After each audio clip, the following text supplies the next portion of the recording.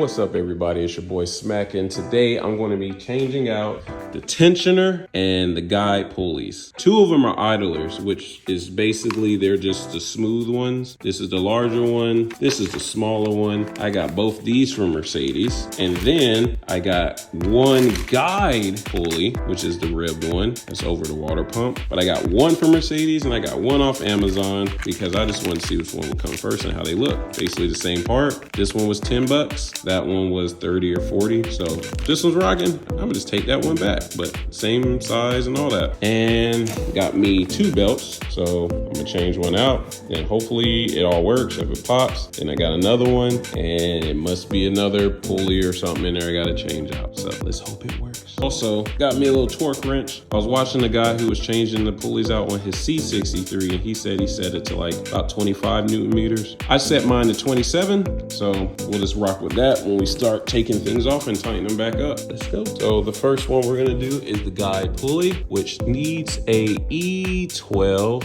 socket, Torx type, to fit on there. And then I'm gonna take that off and then replace it. Also, what I like to do is, of course, once I take one part off, this was the OG original.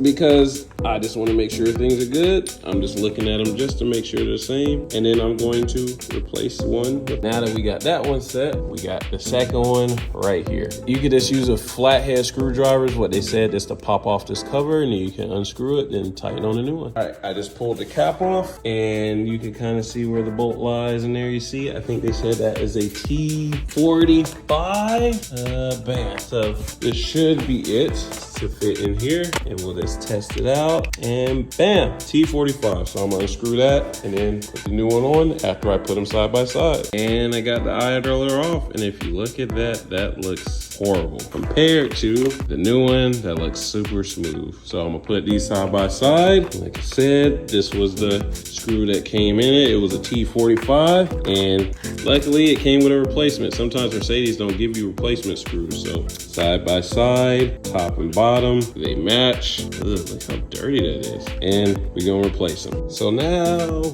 we have one, we got two that's beside it, looking so clean. Look at that, nice. Tip for those who have the M156 or your R230, for that small pulley right there, the little one, the idler, it's gonna be hard trying to get that cap off when you don't take everything off because you don't have room. Get you a tiny ass little screwdriver like this, one of them little butt ones. This one, if you want to know the actual part, it's a 1/4 by 1.5 slotted, but it's a small flathead screwdriver. You could probably find these at Family Dollar. So you can get enough leverage to get in here and pop that thing off. I already loosened it up, but it's just the point that you don't have a lot of room. So get in here, use this, and you'll be able to pop it out. See? But it's hard doing it because I'm holding two hands. There you go. Damn it. Anyway, yeah, that's what you use to pop this piece out. And then if you want to reuse it, there you go. See? Came out. If you want to reuse it, which I say you might as well, because now you got a screwdriver that'll get it off, just keep the cap, because I guess the caps are on there for a specific reason,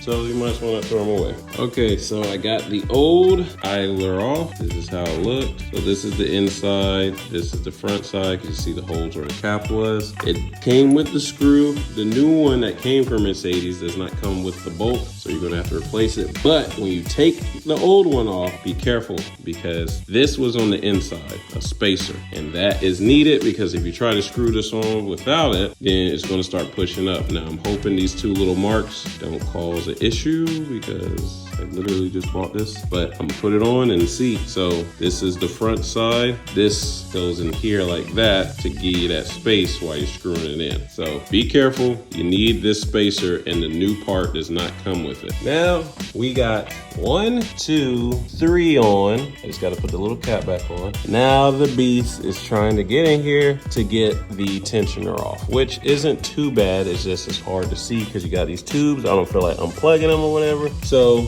some people I've seen, they took off the pulley first and then started trying to remove the screws, but ultimately you gotta bend it up because there's a screw on the top right there. If you see, there's one which you have to move the tensioner out of the way to then get to that bolt. And there's another one kind of packed up in there some kind of way. It's like over that bolt up in the air a little bit. So let's try to work that. All right, so I got the tensioner off. Note, if you have an SL63, mine's a 156 engine. The 550s may be different, but in order to get the tensioner off, you got this hose here and you have another one. So unplug this one to at least help get in there, and then I was able to ratchet it off. You might need some help because if you're using a torque wrench that holds this bolt so then you can lift it, there's a bolt that sits behind this. There's two of them, 1, 2. But it's a little bit hard trying to get to that one behind here if this is not held up. So I have my son, he pushed it down and I was able to get in there and screw it. And then this one, I was able to get by myself. So I'll probably use his help to put it back on, but I got it off. Here's the tensioners. This is the old one. Look at that, that's kind of just free spinning. This is the new one. It goes, man, stock quit. This one, it got a little spin to it. So we're gonna put this new one on there and then put the belt on and then see how things run. If it rips again, then it's either the harmonic balancer pulley or maybe even the water pump or something, or the power steering one. It's one of those and I gotta replace those. That's 3 left, or maybe the alternator. So I got 4 of them left. I replaced the tensioner and my regular idlers